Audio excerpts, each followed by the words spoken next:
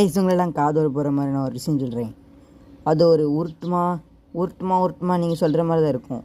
Free ஃபயரில் double rate of fire எல்லோரும் கேள்விப்பட்டிருப்பீங்க. அதுக்காக தான் எவோ எடுப்பீங்க.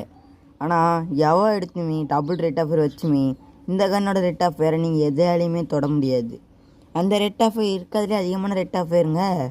தொடவே முடியாது அந்த ரேட் ஆஃப் ஃபயரு. என்ன ரங்கா ஜோக்கட்டியங்க மாதிரி தான் இருக்கும். ஆனால் அதுக்கு தான் அதிக ரேட் ஆஃப் ஃபயர். நான் சொல்லலான்னு நம்ப மாட்டீங்க. இப்போ நான் அந்த ஃபுட்டேஜ் ப்ளே பண்ணுறேன், நீங்களே பாருங்கள். ஃபுட்டேஜ் சொல்ல முடியாது, அது ஒரு ஃபோட்டோ, நீங்களே பாருங்கள்.